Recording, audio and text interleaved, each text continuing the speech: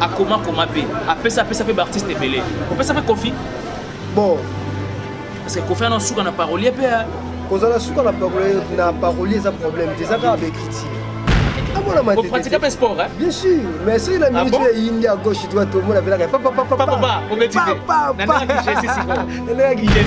Oh, grand poète maître dans la Jésus-Christ, ça a ça. Est-ce que vous avez Félix Diabo dans votre radio? Non, la monnaie a été pourquoi? Parce que la mort de ceux qui me t'aiment, mais trop. Oui, c'est ça, donc dans l'esprit, les éléments pour eux, ça surnaturel. Les éléments pour eux, professeur avec choses à Béli, Abraham, Jacob. Kintona Télévision, une nouvelle touche dans la communication, na actualité culturelle, politique et sport.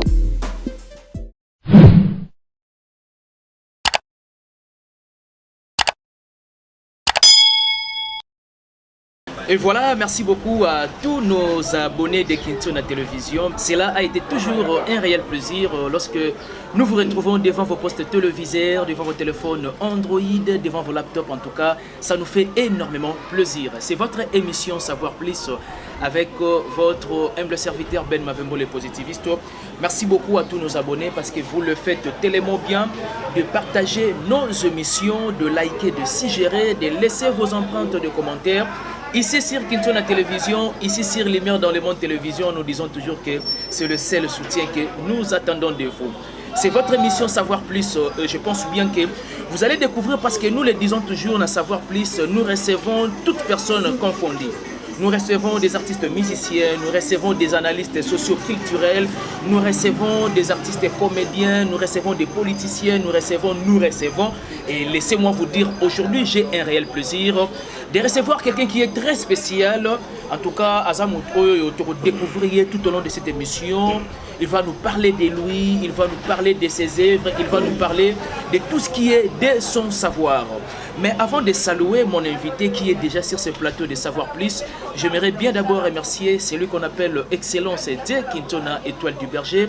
Pourquoi pas à la grande dame de London, Mère Ali à Kintona. Merci beaucoup à Papa Amédeu Mavila, la simplicité dans le son. Papa Simon Mavembo, la qualité souhaitable. Et pourquoi pas aussi à la noblesse oblige Mavembo, futur juriste. Merci beaucoup à les conseillers Hilaire Midaï et à maman SP Midaï. Madame Aline Soa-Gili depuis Québec, Nakati à Canada, merci de tout cœur. En tout cas, on est ensemble. Et pourquoi pas de dire merci à l'assistance, il y a SB Steffi Balenda. Et donc, chers internautes et nos abonnés, j'aimerais bien déjà, Nabokacité, il y a mon frère qui est derrière la caméra, de pouvoir ouvrir déjà le champ et ça a eu possibilité de saluer mon invité du jour Mbote qui est un simple parolier. Il est aussi un artiste musicien. En tout cas, c'est aussi un écrivain. On va bel et bien lui découvrir tout au long de cette émission et à savoir plus. Il s'agit de 12 Dioka. Je profite de l'occasion de te dire bonjour. Bonjour. Bonne santé, mon frère. Ouais, santé très bien. L'Angola nous aime vraiment ça. En tout cas, c'est un réel plaisir de t'avoir pour une première dans cette émission Savoir Plus. J'aimerais bien qu'on se présente d'abord. Peut-être un sous bioté. Va découvrir yo parce que je sais bien que tout au long de cette émission tu vas un solo tellement ébélé et va découvrir yo en profondeur. Merci beaucoup. Comme on a 12 Dioka, simple parolier, porte-parole de Jésus-Christ. Donc pour l'idéologie à l'époque yeyo 12 Dioka artiste nabino oyo bolukaka et puis oyo bolingaka mingi yeyo vraiment merci. Babi on a beaucoup plus na idéologie à Félix Oazé quoi. Bon, pas vraiment idéologie à Félix Oazé quoi, mais toi banzela moko. Parce que différence c'est à ma chambre mais toi salon moko. Mais hier ba bien est grave, yo ce que ba bien monane. Nga mutu est sale. Pardon? Mutu est sale. Ah yo mutu est sale. Ah mutu est sale. Ah bon comme mutu à Bongo, il faut ça ça mutu. OK. Pourquoi mutu à Bongo? Voilà. Faut ça ça mutu. Si mutu est salité, moi comme exact. C'est tellement intéressant avec mon invité du jour qui est bien et bien 12 Dioka, disciple à Jésus. Porte-parole. Porte-parole à Jésus. Oui. Est-ce qu'on peut nous porte-parole à Jésus? Oui, Naza porte-parole à Jésus-Christ. Pourquoi? Oui. Parce que dans la planète Terre, université, mon côté, département, il y a parole les alliés. Qui est au Moutakei, qui est pour la s'inscrire pour la bima parole les alliés. Donc maître Nabiso c'est Jésus-Christ. Quand il a essayé, il a bengi sur ma parole. Donc on a porte-parole naïe parce que Yesu a pessinga maloba, n'enga pe na lobi na planète Terre. Yesu a pessinga maloba te, moi pe na loba na mokili exacté. Donc c'est ça. Inspiration, il y a comme un simple parolier. Et pendant que tu étais élève, ou soit pendant que tu étais encore étudiant. Bon, histoire là, eza histoire mo bola yebite so pas artiste monsieur c'est ça là. Nga makambu ya vie artistique ko comme écrivain et yele la sisi betite na nganyeso. Et puis na rêve même pas que na rozala o na za lelo. Nga na la zokola na lobaki nga na za la médecin. Et pour arriver la sisi betite na ngai la su diplôme na ke IPEN na yo ça la chimie alimentaire. Donc on a gradué en chimie alimentaire. OK. Après avoir ko silisa cycle na ngai gradué ko beta ba porte ko kende ko luka ba misala ndenge zalaka o moni ke o kende boye esenga ka fo simba bisimba si na kimonda lelo ndenge koma na moni esimba te na beti bitu oke ba ngola okoti ba lufu oke ba point noir to bundi to komba coopérer simba te ndé arriva que un certain le 1er janvier 2015 la minuit les bato ba lo ba bonane tout ça là la fuka ma ke pa na biso dans mona matete na quartier qui ça OK on allait là zone pa na biso kuna siège na benga oza village mutu sala donc village mutu sala là la baptisant na baptisant bela na kombo wala ezaki vers minuit la fuka mi na si bela nzambe na tangi classe na luki mais si maté ne nepsaki grand prêtre Jésus-Christ tambwisanga dans la volonté na ngana ko ke soutien faut tambwisanga ndé yaki ko arriver depuis na lobare loko wana comme en février 2015, on a libéré mon makambo ebani. Donc depuis dans le bas bongo directement dans sa inscription dans l'eau là. Ah, vous avez inscription dans l'eau la jour oui, voilà. Directement. Donc il y a les 15 janvier. La côté maman la 3e maternelle. Inscription maman. Parce qu'on a inscription on a ba ezai ndenge nini. Bon, l'idéologie on les a vraiment facilité. Talagaga ba yebi le monde on a tête qui artiste. Mais là la sali maman le 1er janvier 2015 directement na comment qui déjà inscrit. OK. Ba beninga était qui côté ba parole, côté ba écrivain. Na département il y a parole. La côté et puis kuna na ninga niveau ya lola ezalaka classe banda juste la 3e maternelle et sous la 6e primaire. Oh, comment ça? Donc là on a continué en 2015 pour la mission déjà diplômé céleste. Dans aussi ça chic année passée. Donc la 3e maternelle. On va noter dans l'esprit. Oui, c'est ça donc dans l'esprit. Les éléments pour eux, ça surnaturel. Les éléments pour eux, pour professeur des choses à Béli, Abraham, Jacob, donc tout. Professeur Nabiso. Vous comprenez? Nos cours par esprit. Oui, par esprit. Les éléments pour eux, vraiment surnaturel. Voilà. Les éléments surnaturel. Il y a un moment où habité sur les journées voilà. Président Félix Ouazeko a sera contre Chikupa. Pour ce côté na yaza ene na oui, mais déjà bandat. OK. Déjà bandat parce que pour dépendre dans tout le bas na planète Terre université moko dans le département ya parole ezati. Pourquoi ma parole za maman obligé un esprit. Vous comprenez? Donc toi na cours moko o ezalaka soko koti balaxera biso qui est Jésus-Christ. Mais ça la date moro ya curiosité. Oyo batangisa biso na ba classe que tu es la naissance à Christ. Mais mort à Christ tu es évité. Est-ce que naissance à Christ le 25 on a ouvrir parenthèse moi aussi rapidement. Naissance à Christ on va le 25 décembre. Selon toi 12 Dioka simple parolier disciple à Jésus-Christ hein? Porte-parole à Jésus-Christ. Est-ce que dites-moi un peu est-ce que ça vrai ou soit tu belé pas à côté. Bon et là, on a dit juste ces années. Au moment où on a fait un mot, on va répondre. Ce qui va imaginer qui date en réalité, là, c'est un mot qui est date où on a mais il y a beaucoup de il y a robot tamando royé mais okufe ba na raté. Oui non, dans le bien sens ni. Parce que Jésus-Christ là a kufi. Ba doit comprendre que on a Messie. OK. Monde entier doit comprendre que. Et ça le voit papa Wemba là rabota ba être on a papa Wemba. Mais là a kufi ba doit comprendre que papa Wemba. Voilà. Donc date il y a mort na et ça n'impacte pas pour la naissance. OK. Dans le bien on a sens soir. Donc en réalité peut-être dans ma classe, il fallait Des bâtons qui sont naissance, des bâtons qui sont à mort. Mais à mort, ils attendent. Il y a mort, ils attendent. Donc, c'est le point où on a mort. Il y a toutes les questions, on a répondu à lobby. Mais on a toutes les questions. Peut-être Félix Oiseau n'a pas tant la Bible. Peut-être attends la Bible, c'est-à-dire de Genèse à Apocalypse. Voilà. Accès qu'il y a date Jésus-Christ. C'est que yo pour yebi. Oui, on a yebi parce qu'on a on dévoile quand même. Non, on dévoile mais si côté non, c'est un Félix Oiseau pas les 12 septembre. Ah non. Et sous le 25 décembre. Parce que banane yo yo va contredire. Non, c'est ça question qu'on contredit. Qu'est-ce que c'est ma contradiction? Parce que entre vous des paroliers et des philosophes, ils auront toujours question au terme à commis boye et nous soyons rapport contredire. Est-ce que la date c'est ça la science? Est-ce que la date c'est ça la date il y a naissance ou mort? Les arabes date il y a naissance mais c'est ça dans le contexte voilà yo ce qu'il y a mort ah il y a kufa yo yebi net yo autant est-ce que na religion est autant dans la classe ba personne date ba personne sur modèle OK ba personne naissance beaucoup plus na bi ba révélation cachée et là on ba te belé ba bi na mokilinga na ba okuta na moko bongo Félix Oiseau bon okuta na Félix Oiseau kwa beto okuta na te meto solola mais bo solola quand est-ce que on comme parolier en 2015. 2015, donc le 24 mars, déjà 7 ans d'expérience. 7 ans d'expérience déjà depuis au simple parolier. Du moins, je bon que aux la simple parolier. Oui, qualificatif simple. L'humilité précède la gloire. C'est tellement intéressant. Mais même si idéologie n'a pas il y a la gomme. Mais la camole n'a mono manaketch. Elle a la ketch parce que l'opération dans la gomme de la lobara bien. Asolati la gomme de mais sur la ticket inde moko au zigzag non et puis malaliboso na émission bola ta ketch na leka eza mbaliboso na ya na émission na ketch ah ya mbaliboso ça même si bato ba holanda biso ba kamwa lokola Henri Loko na kasa Londres ah kamwa biloko.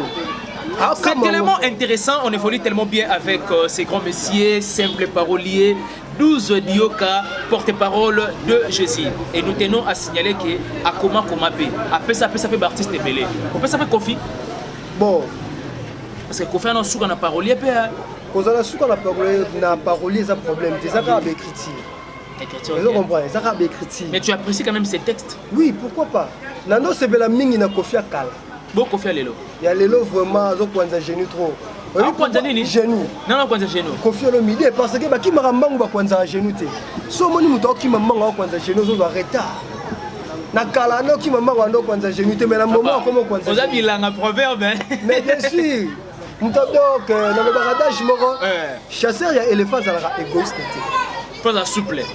Chasseur éléphant za égoïste te. Moi mayelo to la photo partager la mode. Voilà, c'est intéressant disons. Oh mon là le wa neti ba batunabso ya artiste belé to ba parce que ba légende minene mboka na biso otobi ke batika ba empreinte na culture musicale banani oyo yo travailler na bango pesa ba banzengo bon idéologie beaucoup plus ezalaka so il a pesi mutu nzembo ya pesi na mbongo esili jamais jamais le rôle ka boye non on le baga on a pesi un tel exact parce qu'on est cop moi on est cop moi boye jamais non parce que ça est le coquet obi quand même et le lobby et sali Joyce Makie c'est sali Goufort et sali bien et puis voilà donc les éléments mo boye les cop mo boye ngaso la pesi mutu nzembo jamais la rôle ka wana lo baga la pesa ka tel non OK là d'ailleurs c'est trop sage il y a pesi ngambo nga pesi nzembo komi ya yi ouais donc c'est tout c'est beau silani to silani donc c'est ça ba parolier bazalaka ba genre wala baza ba genre ba parolier oyo ba lukaka elilingi na bango na molili.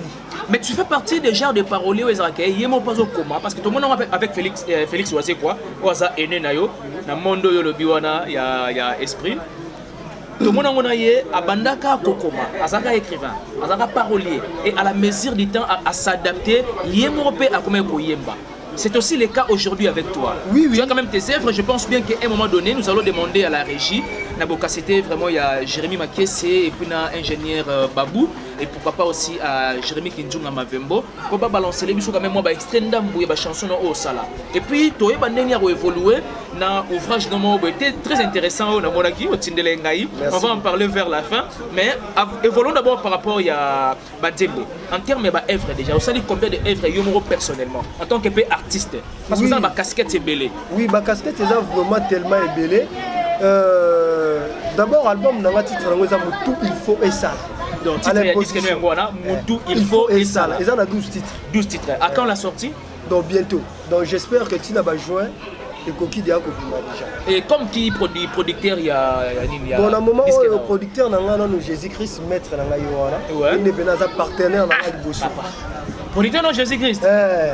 Bon, on a évité. Mais il n'est pas un partenaire. Pour la minute, le moment où on a un piaka, et Michel Soesili, il y a le SCP. Là, on a $100 et bien à ma ville. Ça doit venir déjà. Oui, trop. On a appelé la ma fait un ami. Tu vas aller comme ça. On le compte Simbongo. Quand tu as fait ça, pour le permettre de faire ça. Amuser la radio. Après, c'est l'idéologie. Par rapport à moi, selon moi, un peu beaucoup. Toi, fais moi, baby. Il y a un look on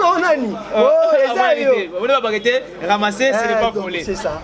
Là, c'est là où on permet de faire la salle de billets, permet de faire la salle de studio, permet de faire la salle de clip. Donc, partenaire, on a dit que à part, on comme ça, dans le rôle là-bas, maman Sylvie Massel, vous comprenez, maman sociale, le rôle là-bas, père dans la bijou Kumbi. Des destins pas, vous comprenez. Donc, bon. C'est tellement intéressant le simple parolier, mais j'aimerais bien aller avant déjà sortie officielle, il y a disque dans Oyoyo, Moutou il faut et ça là. Mais vous avez single au sala. Non, single les gens ont été mais déjà où les cas qui s'allient pour eux juste et annoncer qu'il y a la zoya. Le roi Banzembo, le roi justice de la morale. Justice de la morale. Ok. Justice à morale les gens là-bas branche belé. Mais voilà il y a un manque par rapport au accoutrement à la fille. Parce que le moment où elle a télé, elle a sur Bassi et Baby Makassi. Donc, violent, un peu moralement. Moralement, par rapport à la télé. Tu peux, par exemple, le rôle à roi David. Nicolas Justice à morale à Tindara Soudan et la guerre. Excuse, oui, à mon là, moi ça, le Soudan et la guerre. Morale et Baby. Vous comprenez? C'est ça, idéologie. Donc, habillement, elle a sur Bassi et Baby. Je vais le moralement. Biso doit violer physiquement. Oui. Mais pour le comment on a niveau on a, et ça yende muta. Comme c'est un niveau on a pour les voilà. Parce que soit la télé quoi maman na so ba musulman ni balata. Comment on a idéologie les années mususu. Pourquoi ba tchel balata ba blo amikusi? T'as pas attiré. C'est ça. Oui, habillement parce que côté partout. Vous comprenez? Et au moins on sait la justice morale et mécapé au côté partout dans le monde. Et on sunga beno au moins toi violer ça ni et baiser. Donc c'est vraiment ça, nous sommes les caras déjà. À part ça, nous sommes les rôle la terre plaire, ma belle zolé là. Nathan, tu connais ma belle du ça m'a mis sur rouge. Vous comprenez? Dans ma chanson, Eza est belle, la carte album, Moutou, il faut ça. Moutou, il faut ça là, comme l'a dit le simple parolier, porte-parole de Jésus qui est bel et bien 12 Dioka. 12 Dioka, c'est un surnom ou soit Eza vraiment combo Toki qu'on retrouve en identité là. Bon, on a la famille Dioka. Nous jouons les surnoms. Il y a qui? Mais Bayoka. Chiffre peut ça révéler. Pour nous, les 12, on peut taper 13. Bon, normalement, on a fait ça comme 12 voilà. Ça série Nazara boxer. On a rapidité ma confiance. Mais c'est que j'ai l'impression comme si yo ça va rebello incarnat. Oui, mais là moi on m'a dit. Vous pratiquez pas sport hein? Bien sûr, mais c'est la minute India à gauche, tu dois tout le monde avec la papa, on met c'est tellement intéressant, je pense que ça fait plaisir à Mère Ali Kaspara Linda depuis les États-Unis. Ça fait plaisir à mon vieux Miguelito Nkumbi Mviti à Amour Kitoto depuis Suède. Je dis aussi un grand merci à mon vieux Coco Arafat Maki Zembe. Pourquoi pas mon vieux Marco Diolé là, le passeport rouge. Hein? Il y a Maman CC. Merci beaucoup parce que non, c'est déjà bino. En tout cas, et au sala Kitoko et puis na plaisir. 12 di Yoka. Oui. On a franchement peut-être ensemble et découvrir encore. Et j'aimerais bien que vous ça même. Ouvrage Moussaïli, président de la République, qui est le 5e président de ce pays, la République démocratique du Congo. Au moment où on exactement parlant dans Ouvrage Jouana, c'est quoi d'abord l'intitulé du livre? Bon, Ouvrage Jouana est un roman surnaturel. Ok. Titre est la vérité sur le 5e président, ainsi dit l'Éternel. La vérité sur le 5e président, ainsi dit l'Éternel. Mais avant tout compte, on a c'est moi qui expliqué par rapport il y a 12. Ok. 12 voilà, ils ont l'air mais là on a continué la vie artistique. Là on a 12, on a 3. Parce que le chiffre est bandit de 0 à 9. Ok. Là, tu as commis de 10, tu te mets comme un nombre. Nombre, voilà. Vous comprenez? Donc 12 one les a 3. Et ça chiffre mort et ça il y a aventure. Et ça chiffre missionnaire. Jésus-Christ ça c'est le chiffre 3. Donc 12 one. Simon qui m'a c'est le chiffre 3, c'est 12. Donc oui pas signification de chiffre ni sur un nombre. Oui, pourquoi pas? Ezali parce que nous avons porte-parole là même si ouvrage on a c'est le chef de l'État, ils a par rapport il y a des chiffres. Sinon, on a un 5e président, Hazard et Zati. Chiffre 5 spirituellement, ça signifie quoi selon toi? Chiffre 5, c'est un chiffre de la grâce. Chiffre 5. Oui. Et puis chiffre 5, c'est un chiffre de ministère. Dans la Bible, on a 5 ministères. Vous comprenez? Là, on a le ministère, tout le monde a dit Moussala. Ok. Vous comprenez? Oui, oui. Et puis, dans il y a un chiffre toujours dans le bas. Dans l'ouvrage, on a le chef de l'État. Oui. Dans le chiffre 5, le chiffre 2. Chiffre 2 est un chiffre, il y a président Fachi le Victorien. Il y a Fachi le Victorien. Mais les peuples, les gens là. Et désolé là. Et là, ils ont ça là. Et là, que peuple écoute Fanzala, ils animent. Velanga boketu na velanga eso. So ba en tout cas ba ina yo. Mais la CPI makasi parce que tangi kombo ya boketu. Kalinga Félix Nzembo moko nazo bimisa tita na weza yebisa biso. Nabi que trésor na mamba ouvrage. Eza yebisa biso voilà. Na tuli boketu question morobo.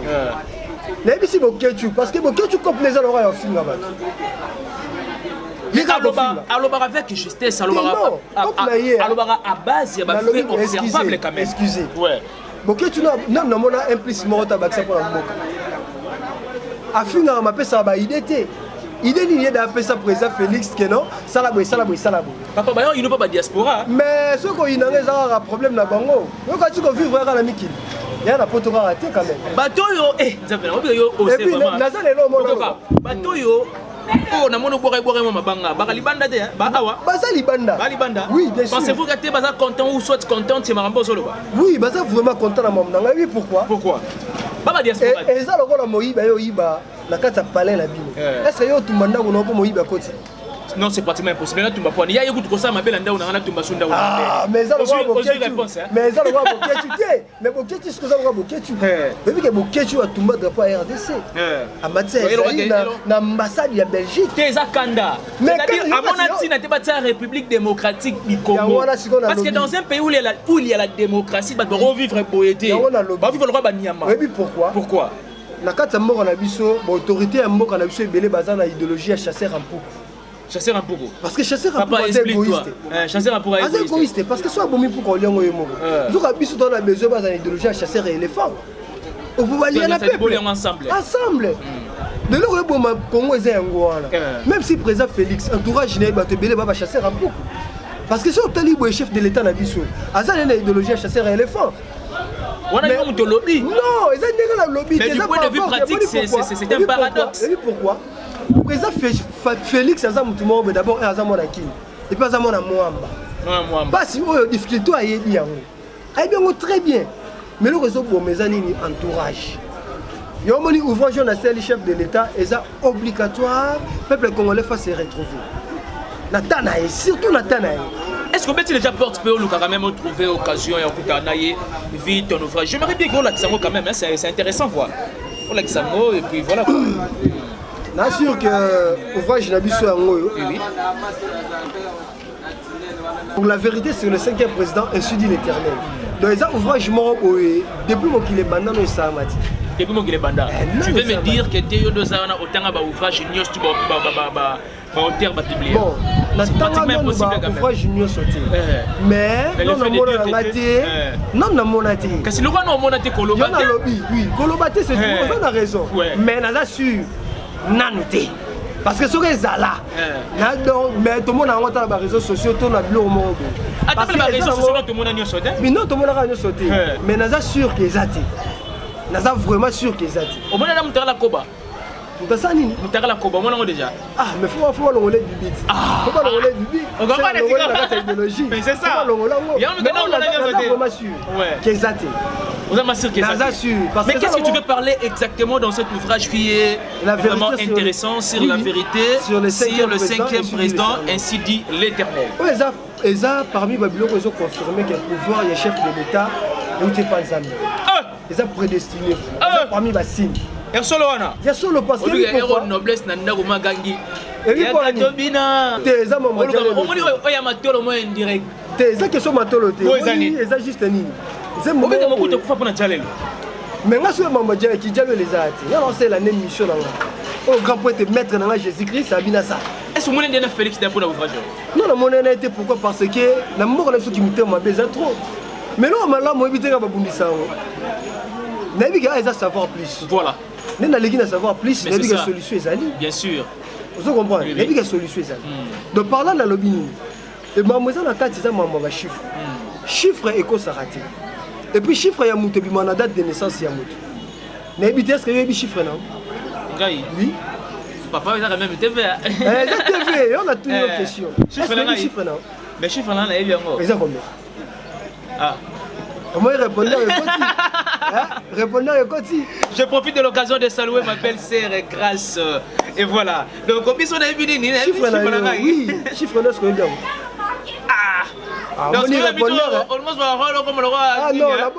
va en parler à la fin de l'émission. Alors, en réalité, donc, mon chiffre est s'arrêter. Ouais.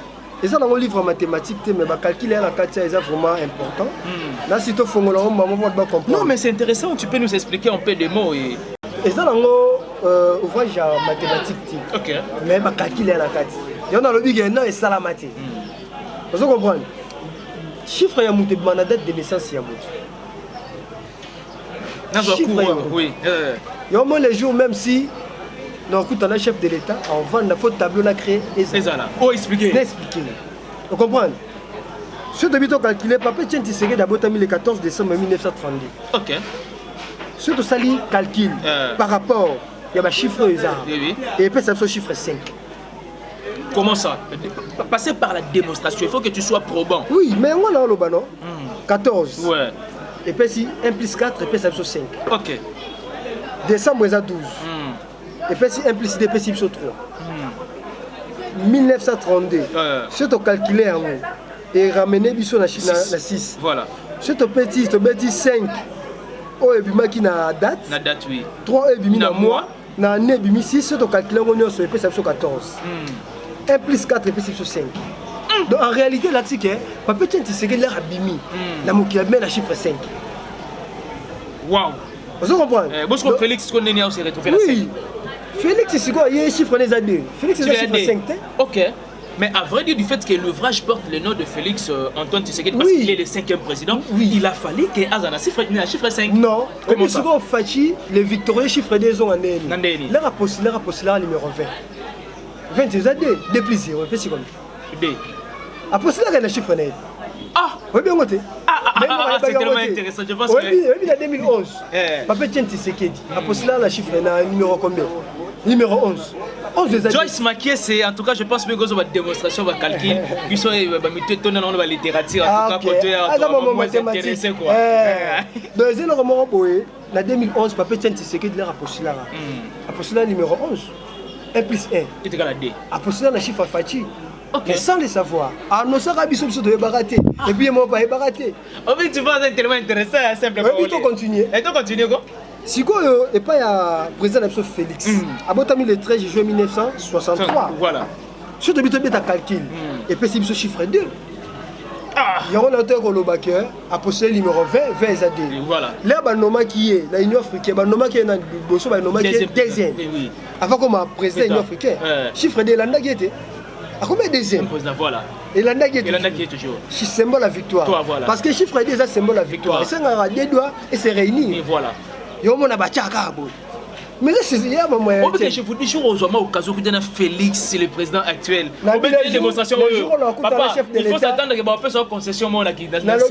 Les jours où on a un chef de l'État, et les journées où il y a mais il faut bien tout ça là-bas. Mais les gens on a un chef de l'État. Bien sûr. Ah oui, hein. Mais de la gomme, il faut quand tu as la présidence. Mais c'est tout à fait normal. Tout c'est vraiment avec plaisir. Tout continue. Ouais. Chef de l'État là, comme président de l'Union africaine.